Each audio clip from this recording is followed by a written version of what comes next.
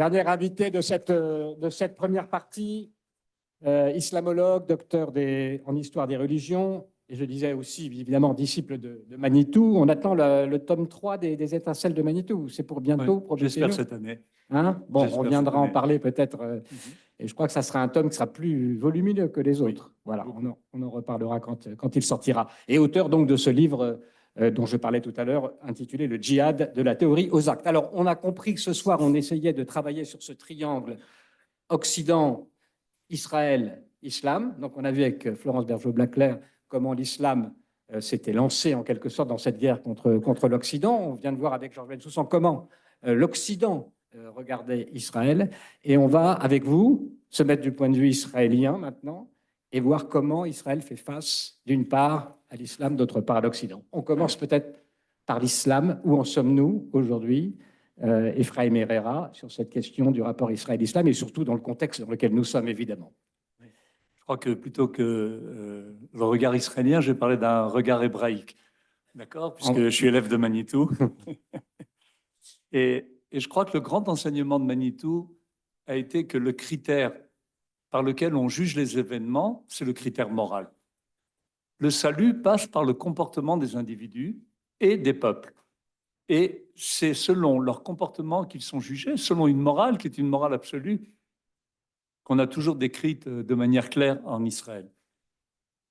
Or, mon argument est que tant les musulmans, les dirigeants musulmans et les occidentaux, et principalement, je suis tout à fait d'accord avec Georges Bensoussan, les gouvernements et les autorités occidentales ont un comportement profondément immoral par rapport à Israël.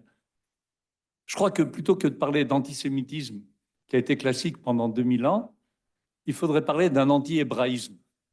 C'est-à-dire qu'Israël, après 2000 ans, renaît de ses cendres ici, retrouve son indépendance, commence à avoir une culture propre, une identité spécifique qui renaît, et à ça on s'oppose, fondamentalement, tant dans l'islam que l'Occident. Madame Florence Bergeau-Blaclair a parlé de l'importance de l'éducation pour les frères musulmans. C'est tout à fait vrai. Hassan el-Banna était lui-même un éducateur. Ça a été sa base. Alors, je vous propose un petit voyage. Supposons que vous êtes un enfant qui naît musulman, qui naît au Maroc, ou bien au Pakistan, ou bien en Turquie, ou bien à Sarcelles, ou même à Jérusalem. Alors, vous allez à l'école, ou bien vous allez à la mosquée, vous apprenez le Coran, n'est-ce pas? Et on vous apprend le Coran, c'est incréé. Sa beauté est la preuve de la véracité de l'islam. Tout ce qui est dit est parole d'Allah, absolument vrai. C'est la base. Et le Coran dit que Mohammed est le Uswa Hasana, c'est le bel exemple à suivre. On a parlé tout à l'heure de la sunna. C'est copier le comportement de Mohammed. C'est lui qui définit le bien. Alors, qu'est-ce qu'on dit des Juifs dans ces sources? Alors, je vous propose de lire ce qu'on apprend quand on est un enfant musulman dans tous les pays où on apprend l'islam. Coran, sourate 5, Aya 82. Tu trouveras certes que les gens les plus hostiles à ceux qui croient sont les Juifs et les associateurs. Les Juifs d'abord. Les associateurs, c'est les chrétiens. Non, les associateurs, oui, entre autres, mais nous aussi, nous sommes associateurs d'ailleurs, parce qu'on adore Uzaï, le prophète Ezra. Mais enfin, ça, c'est un autre point. Saïd Qutb a été rappelé tout à l'heure comme l'idéologue, un des grands idéologues des frères musulmans et de l'islam en général, enseigné partout.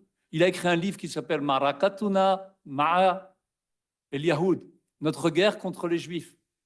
Et il se base sur ce verset principalement pour indiquer que la guerre contre les Juifs est ontologique depuis le début de l'islam jusqu'à la fin des temps.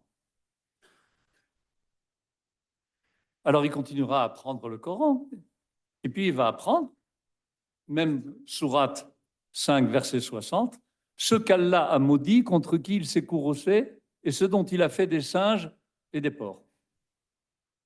Le Coran dit, voilà, nous tous dans la salle, et tous les juifs du monde entier, Allah nous a transformés en singes et en porcs. Ce n'est pas une invention d'antisémites actuelle. C'est dans le Coran, c'est forcément vrai, absolument. immuable. Celui qui va dire ce verset est faux, passible de mort. En tout cas, il aura l'enfer de manière certaine.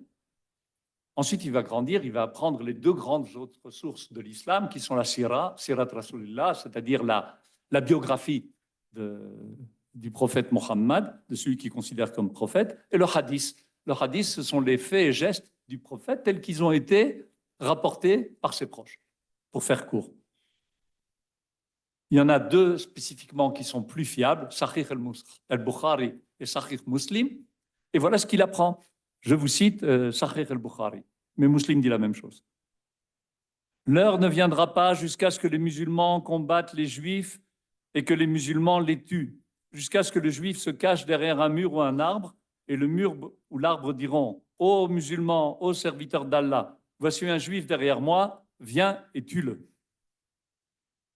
C'est-à-dire que la guerre eschatologique de la fin des temps va opposer les musulmans à l'islam, aux juifs, bien évidemment. Oui. Ça serait Allez, mieux, bye. Dieu fasse que ça arrive. Et c'est fondamental. Et il va apprendre aussi, je vais faire court, hein, que les Juifs ont tenté au moins 2 fois d'assassiner Mohammed. D'ailleurs, ça me revient à l'esprit que dans un des tracts de la fin des années 80 du Hamas, ils ont posé la question, si Allah aime tellement les musulmans et déteste tellement les Juifs, pourquoi il les a ramenés sur cette terre? Hein, on est venu de plus de 100 pays ici, on a refait un État ici avec des Juifs venus immigrés de plus de 100 pays. Alors leur réponse a été, c'est pour que ce soit plus facile de tous les exterminer. Et on les tuera de la même manière qu'on égorge le mouton sur le rocher de Minna quand ils font leur hajj. On va lui décrire aussi, je n'ai pas le temps pour donner tous les détails, mais enfin il y a toutes les sources, les Juifs comme la pire des espèces, des idolâtres, des falsificateurs d'écriture, des gens pervers, des gens vils, des assassins de prophètes et des êtres promis aux affres de l'enfer. Ensuite, il va grandir, il va apprendre le fiqh, le droit musulman. C'est fondamental d'apprendre le droit musulman. Et on va lui apprendre que cette terre sur laquelle nous sommes maintenant est une terre d'islam. Elle a été conquise par le calife Omar, qui était le deuxième calife, sans combat d'ailleurs. Et les Juifs qui y résident violent les règles de l'islam. Hein, je n'ai pas rappelé le statut de la Dima, où les Juifs doivent vivre un statut de sous-homme en terre d'islam, sans aucun droit civil. Et ils méritent la mort du fait qu'ils occupent une terre d'islam. La mort violente en les terrorisant, comme ils l'ont fait le 7 octobre. Et c'est un devoir individuel, fard ayn, devoir individuel qui incombe à tout musulman, et principalement à ceux qui sont les voisins d'Israël. Mais ça, c'est les frères musulmans, parce que il faut quand même qu'il y ait un califat pour que le djihad soit actif. Non. Distinguons bien entre le djihad offensif qui impose un calife, oui, comme vous le dites bien, mais le djihad défensif, le djihad al-Himaya, lui, il incombe à tout musulman indépendamment de tout. C'est pour ça que le Cheikh Kardawi, qui a été rappelé, a autorisé les attentats suicides, y compris par des femmes contre les juifs, sans l'accord du mari. Imaginez une femme sans l'accord de son mari dans l'islam. D'ailleurs, je crois que je vous propose qu'on regarde ce petit film. Daniel, si tu peux montrer le premier, justement du Cheikh Kardawi. Je rappelle que ce cheikh a eu un succès fou. Ce n'est pas uniquement au niveau de El Jazeera où il avait une émission hebdomadaire. Son livre, Le licite et l'illicite dans l'islam, El Halal et El Haram fil Islam, c'est le livre le plus vendu après le Coran dans le monde musulman. D'accord ? Donc c'est vraiment l'autorité par excellence. Daniel, si tu peux montrer le premier clip. D'expérience, j'ai vu que tant qu'on ne montre pas ce qu'eux-mêmes disent, on ne me croit pas. Bon, en fait, ici, le Cheikh Kardawi suit la ligne directe des frères musulmans tout au long de l'histoire. Le Hajj Amin el-Husseini a rencontré Hitler et il l'a appelé à exterminer tous les juifs d'Israël avant l'établissement de l'État d'Israël. Il a autorisé à former une division musulmane qui a attaqué en Bosnie. Il leur a écrit des livrets qui expliquaient comment faire cette extermination des Juifs. Donc c'est quelque chose de fondamental. puisqu'on en... Tu as un problème, sinon tu me donnes un profite- HDMI et je te le fais. Hein. On va profiter du problème technique pour Oui. poser une question qu'on pose très souvent. Mhm. Frères musulmans, islam modéré, est-ce que, d'après ce que vous nous dites, puisque vous nous parlez des textes fondamentaux, on a l'impression que tout le monde est pris dans ce cadre-là et qu'il n'y aurait pas une modalité musulmane qui pourrait... Le Coran, c'est le Coran. Partout, c'est le Coran. Le hadith, c'est le hadith pour tout le monde. Et les portes de l'interprétation ont été fermées au Moyen-Âge pour la sunna. Et celui qui essaie de les réouvrir est passible de mort. Les mutajalites, qui par exemple étaient basés sur un islam sur la rationalité, prenaient aussi le djihad.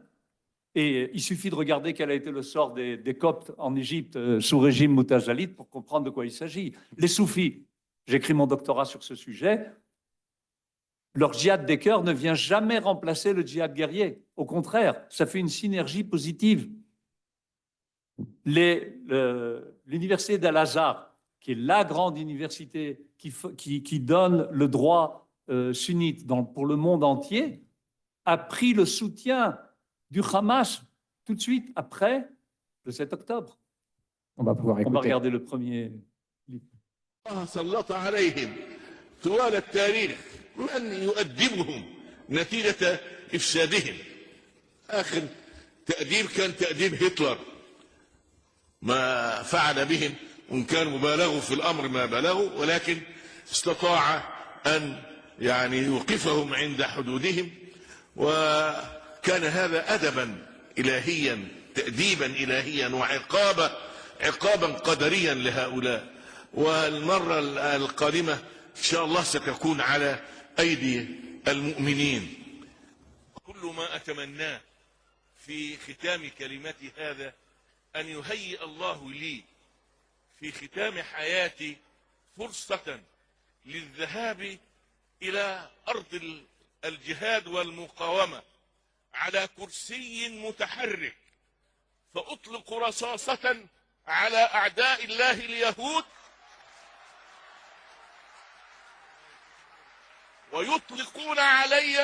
ويطلقون علي قنبلة أختم بها حياتي بالشهادة وأقول الحمد لله رب العالمين والسلام عليكم ورحمة الله وبركاته. C'est la plus grande autorité du monde islamique qui soutient que Hitler a commencé le travail et que la fin du travail sera réalisée, il le souhaite, si Allah le permet, par les musulmans. C'était en quelle année ça, ce discours? Il est décédé il y a quelques années, donc je ne sais pas, ça devait être il y a 20 ans, 30 ans. Et je vous propose une... بداية إن الحديث عن صفات يهود له نمط خاص. Là, ce qu'on va voir maintenant, c'est un mufti qui parle dans la mosquée d'Omar, il y a 10 ans à peine. Et il va résumer tout ce que je vous ai dit.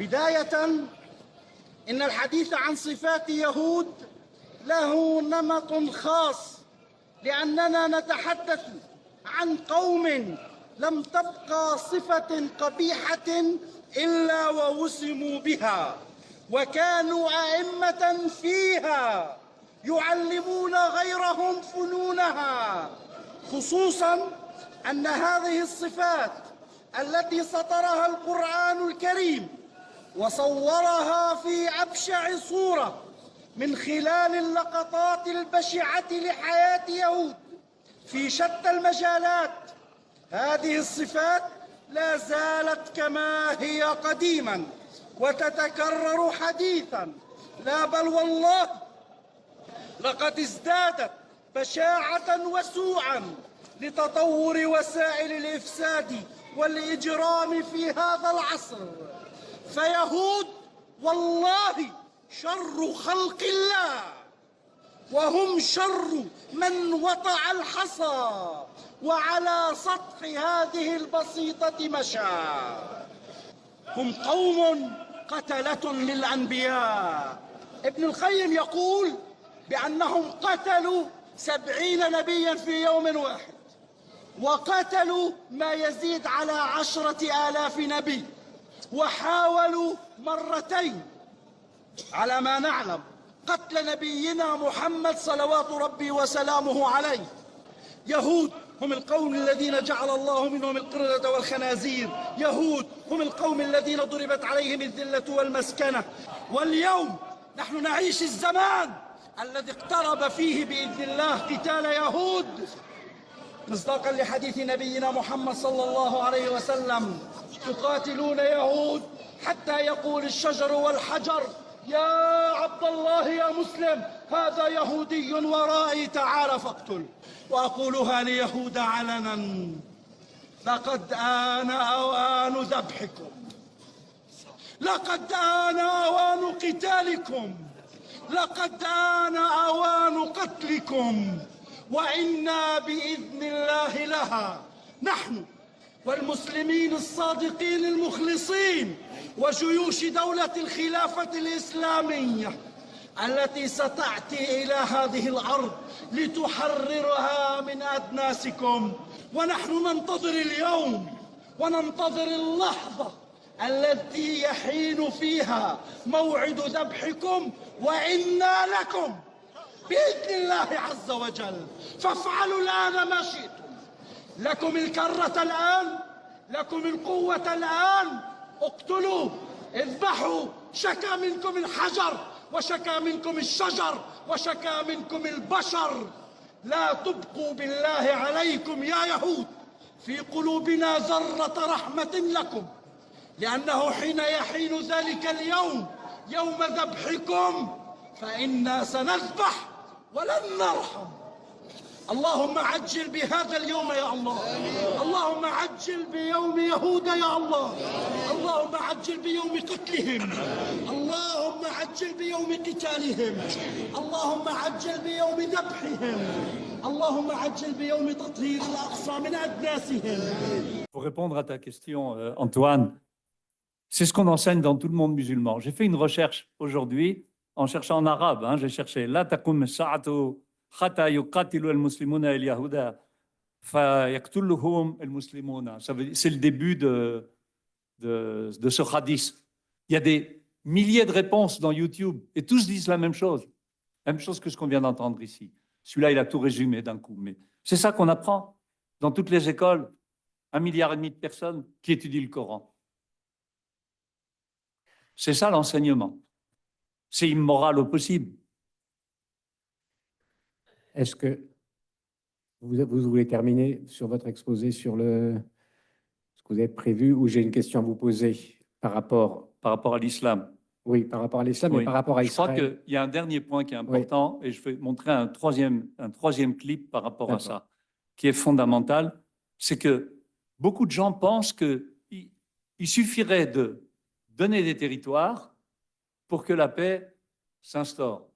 Il suffirait, à la limite, comme aujourd'hui, c'est le modèle qui est soutenu en force par les frères musulmans et encore par bien d'autres, que si Israël n'existait pas, si l'État d'Israël n'existait pas, il n'y aurait plus de problème dans le monde. Il n'y aurait plus d'entrisme. La France serait tranquille. Ils n'ont pas lu ce que dit l'État islamique avec les 7 raisons pour lesquelles il faut combattre la France. Mais ce n'est pas très grave. Alors là, je vais vous montrer une série de sages de l'islam qui disent explicitement que c'est indépendant de ça. C'est un point fondamental. Cette idée de territoire, pas territoire, c'est principalement un sujet interne des Israéliens. وإحنا كراهيتنا أو كرهنا لليهود من منطلق عقيدة. القرآن هو اللي بيدعونا أن احنا نكرههم وما نحبهمش. لو أن اليهود تركوا لنا فلسطين خلاص يبقوا حبايبنا؟ لا طبعا، عمرهم ما هيبقوا حبايبنا إطلاقا. عقيدتك في اليهود: 1 أنهم كفار، 2 أنهم أعداء. مش أعداء عشان يحتلوا فلسطين،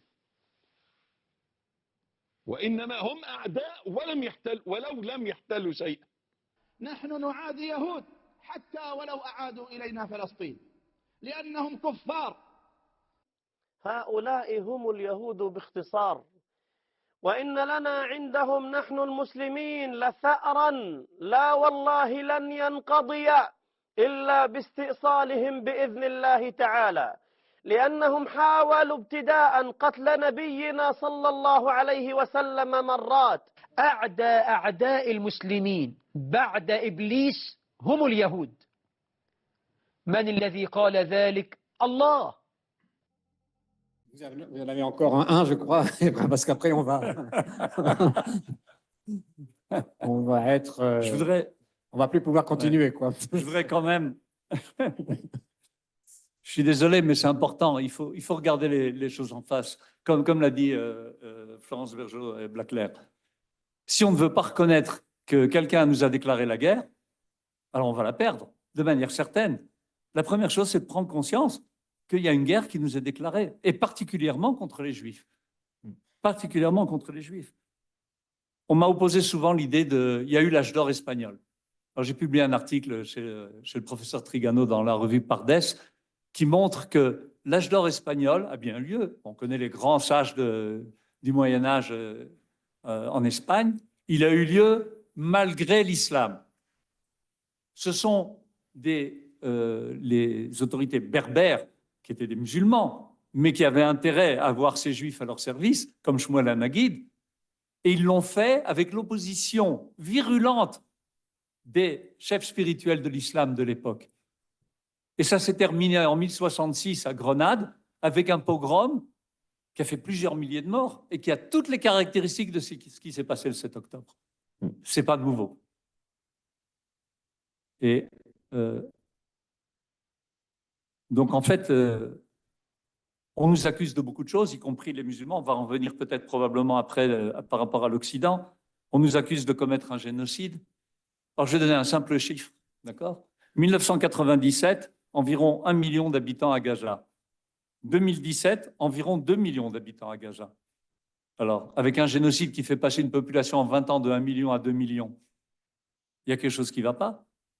Vous êtes promené à Jérusalem, vous avez vu, vous avez des Arabes et des musulmans partout, tranquilles, libres. Ils sont médecins, ils sont juristes, ils sont policiers, ils sont ingénieurs, complètement intégrés à notre société. Par contre, on oublie de dire que dans les territoires de Judée-Samarie et de Gaza, ce sont des territoires Judenrein, interdit à un juif d'y vivre. Et si un musulman a l'audace de vendre un terrain, quel qu'il soit, à un juif, il est mis à mort, y compris chez Mahmoud Abbas. On a parlé, Ephraim Herrera, on avance peut-être un petit peu sur le questionnement. On a parlé tout à l'heure avec Florence Bergeau-Blaclair de la difficulté à voir cette situation-là pour les Occidentaux. Du point de vue d'Israël, où en est-on de cette perception et en quoi le 7 octobre a quand même sans doute modifié, en partie en tout cas, cette vision? Non, je crois qu'on en est à la situation qu'a décrite Florence, c'est que on a du mal à faire passer le message. Les universités sont bloquées complètement bloquées. On ne l'enseigne pas, on n'enseigne pas cette doctrine des frères musulmans, on n'enseigne pas ce qui se passe au niveau du djihad, on n'enseigne pas le plan qu'a l'islam pour détruire Israël et pour dominer le monde politiquement et juridiquement. C'est pas enseigné. Donc il y a un questionnement par contre, comme l'a expliqué Georges Bensoussan, les populations, elles, sentent qu'il se passe quelque chose. Hein, imaginez que vous êtes un Européen à Londres et puis vous avez une manifestation de 300 000 musulmans qui passent dans la rue. Vous dites, qu'est-ce qui se passe ici? Qu'est-ce qu'il faut faire aujourd'hui, très concrètement, dans le conflit dans lequel on est engagé avec Gaza? Moi, je ne veux pas parler au niveau militaire, je peux parler d'une chose, c'est qu'il faut expliquer, et il faut encore expliquer, et bien expliquer, quelle est la nature du conflit. Et enlever toutes ces fausses conceptions d'abord qu'il n'y a pas de problème, hein, les yeux grands fermés, c'est pas de moi l'expression, ou bien que c'est un problème économique, on a essayé, ou bien dire que c'est un problème de territoire, etc. Non, il faut reconnaître quelle est la nature du conflit. Ça ne veut pas dire qu'il n'a pas d'autre dimension que cette dimension religieuse politique, il y a des intérêts, etc. Mais cette dimension est essentielle. Pour faire quoi? Pour faire quoi? Mais la combattre. Voyons, avec les principes de la République. Mais comment la combattre? Non, mais je parle en Israël. Mais pareil ici en Israël, c'est interdit. Les accords d'Oslo prévoient qu'il est interdit d'enseigner la haine. En Israël, on le respecte. Dans les territoires, on ne le respecte pas. On peut l'imposer. Interdire l'enseignement de la haine. C'est quand même quelque chose de pas compliqué. Et toute personne qui enseigne la haine, on la punit avec tout ce que la loi permet pour le punir. Alors on va nous dire, oui, mais c'est ça l'islam. Ah ben non, on n'est pas d'accord. On n'est pas d'accord qu'on enseigne qu'il y a un devoir de nous mettre à mort. Non, franchement, d'accord? Bon, je crois que vous auriez C'est tout simple. une assez large majorité, là, je pense. Non, mais il y a des Ouais. choses tellement simples qu'on a du mal à les exprimer. Vis-à-vis de... Je reviens parce que vous ne voulez pas vraiment rentrer dans l'actualité d'aujourd'hui, mais quand même, Israël se retrouve face à un vrai dilemme aujourd'hui. Ce fameux jour d'après, comment faire, comment se comporter par rapport à ce monde musulman, quoi faire donc du jour d'après. Le débat est lancé, on le voit politiquement. Je crois que c'est une très grave erreur de parler du jour d'après. D'abord, il faut gagner cette guerre. On suppose qu'elle est gagnée. Non, mais Et je vais vous donner un grand secret. Quand on aura gagné cette guerre, on a gagné le jour d'après. Parce que pour l'islam, on a de la chance. S'ils sont faibles, ça s'appelle Donf el-Muminina, la faiblesse des croyants. Une fois qu'ils n'auront plus d'armes et qu'ils n'auront plus la possibilité de se battre contre nous et qu'ils n'auront plus la possibilité d'enseigner cette haine des Juifs, à ce moment-là, leur loi, le fiqh, les autorise à signer avec nous une trêve de 10 ans. Renouvelable ad infinitum. Alors on doit d'abord les vaincre et les écraser, et deuxièmement, faire en sorte qu'ils soient suffisamment faibles pour qu'ils acceptent de signer tous les 10 ans, comme l'a fait Mohamed Al-Hudaybiya, et pas la suite que 2 ans après, il a conquis la Mecque à la tête de 10 000 hommes. Avec qui vous signez à Gaza alors? Pardon? Avec qui vous signez cette paix à Gaza? J'ai rien à signer avec personne. Non, non. Mais si vous me dites qu'il faut signer une paix. Mais non, signer, ça n'a aucune Ça valeur. veut dire, en gros, la Ces question... papiers n'ont aucune valeur. Par exemple, Arafat, après avoir signé les accords d'Oslo, il est intervenu à Johannesburg, en Afrique du Sud, et il a dit, ces accords que j'ai signés ont la même valeur que les accords qu'a signés Mohamed Al-Hudaybiya. Ça veut dire nul et non avenu, et il y a une obligation religieuse de les révoquer dès qu'on a suffisamment de force. C'est ça le droit musulman. Il faut le connaître. Alors, on a vraiment encore juste quelques minutes pour parler d'Israël face aux Occidentaux. Oui, je crois qu'on va prendre le même principe. Le même principe, et je voudrais rappeler 3 points principaux. C'est-à-dire analyser ça au niveau de la morale d'Israël. Premièrement, ça a été rappelé par Georges Bensoussan, c'est une clé importante. 2000 ans de chrétienté ont marqué l'Occident. Les athées occidentaux sont des athées du christianisme. Et relisez Thomas d'Aquin. Quelle est la preuve de la véracité de la chrétienté, que les chrétiens sont le virus Israël? Ben, c'est la situation humiliée, honteuse, la déchéance d'Israël. Alors, si on revient à être un peuple sur notre terre, c'est catastrophique. Que devient la chrétienté? Je vais vous citer Manitou. Je me rappelle de la conversation de Gaulle après cette fameuse conférence de presse sur le peuple d'élite, sûr de lui et dominateur, avec le professeur Steg, qui était son médecin privé. De Gaulle lui avait dit « Mais vous êtes si beau dans les psaumes, vous êtes si beau dans votre liturgie. » Et le professeur Steg lui avait très gentiment fait remarquer « Et nous sommes si beaux crucifiés. » C'est ce que cela veut dire. L'égoïme s'énerve quand nous ne sommes plus des juifs courbés, des juifs de ghetto, des juifs de cour. C'est pourquoi ils n'aiment pas les Israéliens. Ce ne sont pas des vrais juifs, ils sont tout droits. Alors ils espèrent, peut-être, que ça se fasse par musulmans interposés. Je recite Manitou. La raison pour laquelle le monde chrétien est en attitude d'agressivité par rapport à l'État d'Israël est que nous sommes au dernier moment de ce drame, le moment qui précède l'aveu. Alors avant d'avouer une chose aussi énorme, que Israël est le virus Israël, on essaie de voir si ça ne peut pas s'arranger autrement par arabe interposé. Le deuxième point, je vais rappeler très rapidement 2 autres points importants. Le deuxième, c'est la Shoah. Il y a 80 ans, l'Europe a commis le pire des crimes de l'histoire de l'humanité, tuant 6 millions de juifs, dont 1,5 million d'enfants. On s'attendrait à ce qu'elle fasse tout pour au moins aider Israël maintenant. Or, on nous accuse de génocide. Nous, on nous accuse de génocide. Pourquoi? Ben ça deviendrait Hannah Arendt, la banalité du mal. Hein? Tout peuple qui redevient peuple devient génocidaire. C'est pour ça... Ah, mais si nous, on est comme il faut. Et dans les guerres d'Israël, je rappelle, même dans cette guerre maintenant, le taux de civils tués par rapport au taux des militaires tués, c'est le plus faible. Et c'est pareil pour toutes les guerres d'Israël. Nous sommes les seuls à tenir compte des populations civiles. À Dresden, ils ont tué 80 000 Allemands, personne n'a posé de questions. Regardez ce qu'ont fait les Américains en Afghanistan et en Irak.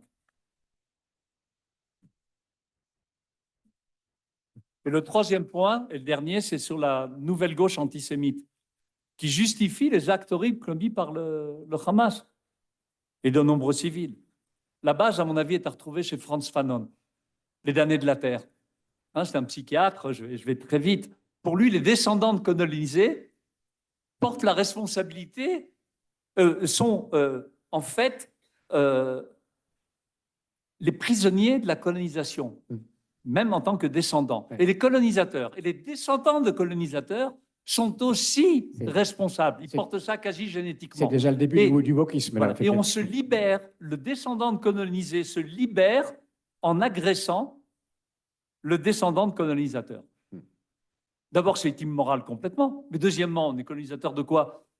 Les Français, ils ont colonisé. Ils avaient la France, métropole. Ils ont été colonisés en Afrique et ailleurs. Pareil les Allemands, pareil les Portugais, pareil les Belges, pareil les Italiens, pareil les... Enfin, bref, pratiquement tous les pays d'Europe. Nous, de quelle métropole on vient? On vient de nulle part. Donc c'est n'importe quoi cette idée de dire que nous sommes des colonisateurs. Sauf si vous êtes, ou si nous sommes la pointe avancée de l'Occident.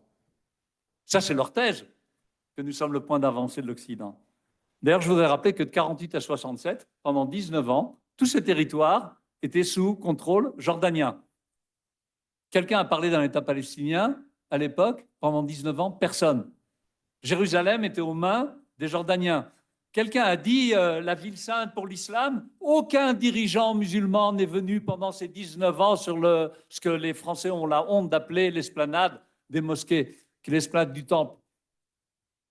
C'est assez fabuleux quand même. Il faut en tirer la responsabilité. Un dernier point, il ne faudra pas oublier pour l'Occident le fameux proverbe musulman « Ba'da al-Sabt yati al-Ahad ». Après le Shabbat viendra le jour premier, à savoir, après les Juifs, l'Occident. Et Mohammed l'a dit. Après, il a prévu, il a fait une prophétie. L'islam va conquérir Constantinople. Et ils l'ont fait en 1453. Et il a prévu que l'islam conquérira Rome et même El Bayt El Abiad, la Maison Blanche. Je cite Raïd Salah, le chef du mouvement islamique en Israël. Merci beaucoup d'avoir écouté cette vidéo et pour suivre nos prochaines interviews, eh bien, vous pouvez vous abonner à Mosaïque. C'est très simple, il suffit de cliquer sur le bouton ci-dessous.